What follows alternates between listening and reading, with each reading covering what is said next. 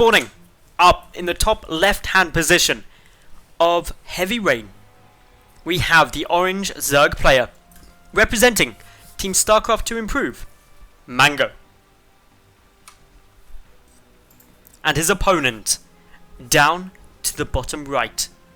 Currently, 1 game up in this best of 3. Representing Carnage Esports, it is Eiki, who appears not to be cannon rushing this game, or attempting to cannon rush. Game number 1 on Frost saw some cool play. We saw Swarm Hosts out of MangO, unable though to contend with Eiki's relentless War Prism and harassment, never-ending pushing and pressuring, and just expansion management. Game number 2 though, Eiki going for likely a Gateway expand now, or potentially a Nexus first, just opting for a more economical opening. Meanwhile, MangO, I would almost guarantee, will open a pool first build. And the reason I'd be willing to almost guarantee that is because of the cannon rush game number 1. He may still opt for the hatch first, but I think that'd be a very risky move to make, especially with Heavy Rain having quite a narrow entrance to the natural. It does lend itself to some kind of Forge fast expansion and potentially a cannon rush again. So down now comes that spawning pool. As expected, a quick check now from MangO to make sure there's no hidden gateways or proxy 2 gates about to hit. And this is just some smart play. There's a drone also went down to the right. And that's actually a really clever decision by MangO, is that he just came to check these 2 areas, which are very common places a probe could sneak in and start proxying you. And especially when you're down a game, your opponent is likely to try and opt for something like that, should they want to end out the series nice and fast. Eiki, with the pylon coming down at his natural base, is going for just a standard gateway expand. 4 probes in gas, a mothership core likely to start up as soon as that cyber core finishes, and then we should see a sentry get pumped out from this gateway just to keep things on the safe side. Interestingly, Eiki opting not to scout at all. Doesn't really care what his opponent's doing at this stage, and that's because with the gateway expand, there really isn't too much you can do. Getting the Zealot out is always a smart move. If it gets cancelled, which it has, it is potentially dangerous, since there isn't any scouting information to know when this pool came down. It could have been, say, like an 8-10 pool sort of build, and if you cancel the Zealot, you're going to have a really bad time because there won't be a wall off there to defend against those links. But it doesn't matter this game because that isn't what MangO's doing. MangO just about to finish up his natural base, starting a second queen in his main after injecting and transferring the first one towards the natural. Always a good move to make there. 2 links managing to sneak on by as the ward off wasn't complete and will allow a partial scout of the main base of Eiki. Most prominently seeing that both gases have been taken and how many probes are in there. Depending on how attentive MangO was, he may have actually clicked on one of these gases to see how much has been mined, just to get a rough feeling of the tech timings of his opponent. 2 gateways thrown down at the front. Wait to see now whether it's a tech or a 3rd gate built up in the main, but as we don't see a 3rd additional gateway being produced yet, we can assume that it's going to be some form of tech, and actually a forge is going to come down. That's quite surprising. Forges aren't the most common way by any means to transition off of the 2 gates, and the Overlord is going to come in and scout it anyway. So nice bit of information here coming in from MangO, knows precisely what his opponent is doing and when he is doing it. Gets a read on the sentry. Going to be quite interested to see how many more sentries do come down, because more sentries generally indicate some kind of immortal sentry play, potentially a 2 base all in. And with a +1, that's definitely looking like it's a strong possibility. MangO, 6 links coming out, a 3rd base coming out. This 3rd base started just after the 6-minute mark, which is completely fine when this natural is from a gateway expand. You don't need your 3rd out super fast. Around the 6-7 minute mark, completely fine. 3rd queen is on the field now. One just walking down here, spreading some creep forward. Heavy Rain's a map where actually creep spread can be highly important because there's so many different avenues that a player can take to attack you from. keeping creep spread down all of them is quite challenging unless you have a dedicated creep queen. Couple of things now, seeing that there's a decent number of sentries here, but more importantly, they scout the third. Once the third has been seen, you can instantly rule out a 2-base play, and know what's coming, but you can also then start thinking, okay, do I get a really fast fourth? Do I try and pressure this third as fast as possible, knowing that there's only 4 sentries currently guarding it? Or do I try and out-tech my opponent, knowing that they can't pressure for long? Gateway count is going to be going up to 5 gates. +1 nearly done. Meanwhile, over on MangO's side, he does have the +1 missile attack started, but interestingly, no second evolution chamber. Just very low on gas at the moment, can't really afford the double upgrades for the time being. 5 roaches do get produced though. And this is a reactionary move from MangO after map number 1, where we saw Eiki pressuring with just a zealot or 2 early on, making sure that nothing like that can really disturb MangO's game, and I don't have a problem with that. 5 roaches isn't a big commitment, but it means that you're definitely going to be safe from poking and prodding. Robotics facility though, coming down for Eiki. Game number 1, his robotics facility for most of the early game and a good chunk of the mid game was only used for observer production. He didn't rush out Colossi or Immortals. So it'll be interesting to see how he utilizes it in map number 2.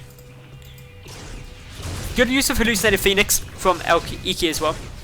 Just scouting down everything that his opponent's doing frequently. Wants to know if and when certain pieces of tech are taken, if there's any drones missing from production lines, if there's too many workers or too many units banked up, and what those units are.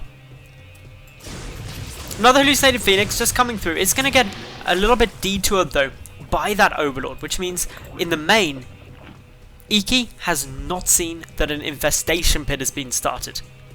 As such, may not know that yet again he could be about to contend with swarm hosts. MangO on the other hand though, taking a 4th base, teching up nicely, getting his roach speed upgrade, getting more roaches and lings down onto the field, just playing things by the book, and takes a small overall supply lead because of it. However, Eiki has matched his opponent on the work account, and as a result his income is going to be looking damn fine, at least until the 4th for MangO has been taken. MangO now attempting to find a way into his opponent's natural, but Eiki just playing it very safe, keeping a sentry on hold position as part of that wall to make sure that nothing can slip on by. Good number of roaches and lings still here. Not enough really to threaten this kind of force because of the sheer volume of force fields that are available to the Protoss player, but still enough to keep a Protoss player back at home. Infestation Pit does get scouted by that Hallucinated Phoenix, knows that it's coming down, and this means that straight away Eiki can probably guess that this is likely to be swarm hosts. It sees that, okay, it's upgrading something, we don't have a hive, so it's really unlikely to be infestors. They're not really part of the meta at the moment, at least in the composition that he's seen so far. So he starts up the robotics bay, wants those colossi, and begins pressuring. If swarm hosts are coming, they're not really a threat until there's a sizable number of them, at least sort of 6, 7, 8 plus. And so a small group of gateway units can just keep poking and prodding at these roaches, especially if the force fields hit the marks, that they do. But there's so many Zerglings here, it's actually proving a bit of a problem. The force fields are still good, but so many sentries have died already. The mothership core is in position, not needed to use a time warp yet or a mass recall, but that was a pretty painful defeat there for Eiki. Just by allowing the lings to get in, the army composition he had, completely void of any zealots, couldn't really contend with a high number of Zerglings. So nice play there by MangO, good army composition, but he's soon going to have to compare himself and his composition up against a Protoss force that does include a Colossus. That's a lot of additional splash damage, or really the only splash damage we've seen so far, and will reduce how effective lings are in head-on engagements. However, those lings, they're a stopgap. There's 8 swarm hosts coming, and that's the long-term aim of this game from MangO, is to yet again try and utilize those swarm hosts. But a warp up in the main base sees a lot of zealots start harassing A couple of Dark Templar coming through too, but with a Spore Caller still up, they could be very vulnerable. Drones also getting targeted ASAP as a push towards the 4th moves forward. A Swarm Host does get taken out, unburrowed, walking straight into the army. A 2nd, 3rd and 4th one could all die, especially since those Locusts didn't instantly spawn. In the main, a couple more Zealots getting their work done. Roaches managing to clear up the drop in the main base now. The 4th base staying alive. And overall, MangO should be relatively happy. Nice little Mickey Mouse ears coming in here, maybe a smiley face from Eiki as he takes his 4th. That'll equal up the worker count. War Prism backing out, we see that a lot of spines are coming through here. MangO again responding to that first game and the actions so far here, that the drop play has been quite problematic for him to deal with, and so wants to avoid it. Stalker's now trying to find an avenue to attack to. Doesn't really know where these Swarm Hosts are, so can't engage head on with the Locusts, they're just too effective. A couple of Overlords do still get found though. They get taken out nicely. Good control. No supply block though from MangO, as he is maxed out for a start, and secondly has a decent number spare. However, a huge swell of Roaches now heading in towards the 3rd and the 4th base of Eiki. They get forced back as a couple of very strategic Dark Templar are warped in, since there's no detection with this army, and the 2 Colossi should certainly be able to help well. The 4th though already getting assaulted, and this is where actually MangO playing Eiki at somewhat of his own game, saying, okay, I'm going to attack multiple places. Your army isn't big enough or mobile enough to split, but what he didn't account for was the mass warp in of Dark Templar. With no detection, they just decimate anything that they get close to because of their incredibly high damage.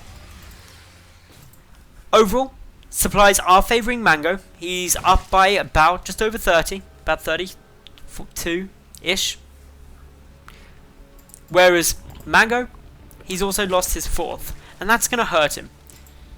His opponent managing to keep all of those expansions up means that he's got the economy there, if required. And yeah, everything looks fine and dandy over here for Eiki, who's getting down the +1 armor. Over on MangO's side, he's sitting at 1-1-1 upgrades, +1-1, of course, for melee and ranged, and is continuing on with this aggression. 2 photon cannons being constructed at the 4th. Eiki's moved out towards the center of the map. That means that he's basically now forfeit this 4th base. He should be able to shut down this army, but deciding that in a base race situation, he might be in his best spot possible. Goes to destroy his opponent's 3rd. The Archons and Stalkers getting some nice-ish damage down. The Colossi on the cliff also managing to stay within range. The Roaches though have destroyed the 4th base. The Dark Templar has also been killed. Whereas over at MangO's base, he's taking a prolonged assault as his 3rd hatchery is about to fall. The Locust still providing pressure, but not an overwhelming force to actually stop this push as of yet. Eiki playing it still, cautiously, safely, knows that with that 3rd base down, his opponent could end up in problems. However, the mass Swarm Hosts aren't in the best position yet. Repositioned now, which means they should be able to defend both bases, but an Observer, a good number of Stalkers ready to catch them if they do get off guard. Another little bit of poking and prodding from some borrowed Roaches up against these Zealots, Sentries and Stalkers, but with a group coming in from behind, they've either got to die or run away. That's their 2 options. It's like they're on a zombie apocalypse. And all while we do see these Locusts continuing to pressure forward, it just keeps Eiki back, keeps Eiki defensive. And while these forces are moving out and going to try and pick off expansions, they're only able to do so because of the mass recall. It gives him the chance to get back and defend if needed. The 4th hatch is now getting prioritized. The Swarm Hosts attempting to reposition to get the Locusts in range, but don't do so in time. And I wouldn't be surprised to see Eiki retreat out pretty soon, knowing that there's so much of a force here. But a lot of his attention is currently spent on keeping the War Prism harass trying to run. And that's something that he's struggling with for the moment. Now 21 minutes into this game, MangO lost his 3rd and 4th base and is pretty much mined out at least half of his natural. Meanwhile, Eiki happily sitting on 3 bases, no attempt at a 4th after his first 4th was taken down. And things still have to stay relatively safe and relatively secure. Good number of locusts are coming through as well. The siege slowly coming, whereas Eiki pushing along the left hand side, avoiding the train of locusts as best he can. However, the swarm host is now exposed, and the observer, seeing all of that, a quick blink down from these stalkers is going to start dealing a lot of damage. They unburrow, trying to retreat. The locust desperately attempting to come back, a reburrow up. There is not that many locusts going to be popping. The swarm host countdown from 22 to 16. Nice control there by Eiki, utilizing a small misstep from his opponents in terms of the support for those swarm hosts. Still good things be happening though, apart from the long distance mining. However, that's about to stop as the 3rd base is finished up, the 4th also now completed. Although I guarantee you Eiki is going to be gunning to try and take those out if he can.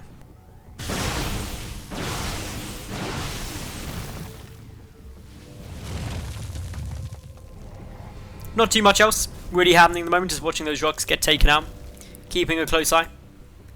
Warp Prism heading in to harass the main, while the main force of Eiki attempts to assault the 3rd.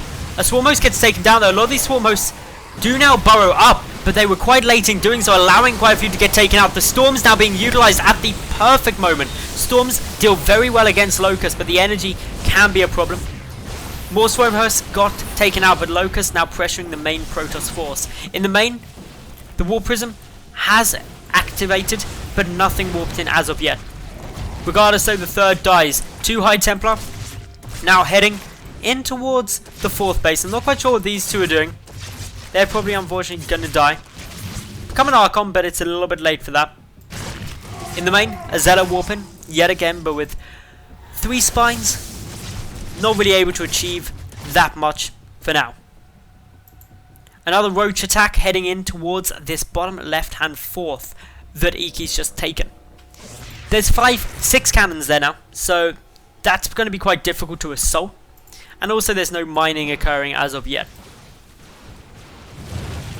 What won't struggle to kill them though is the locusts, if they can get in position. For the moment, the swarm host is just way too far out. The Colossus count getting reassembled as a 2nd one about to pop out of that robotics facility for Eiki.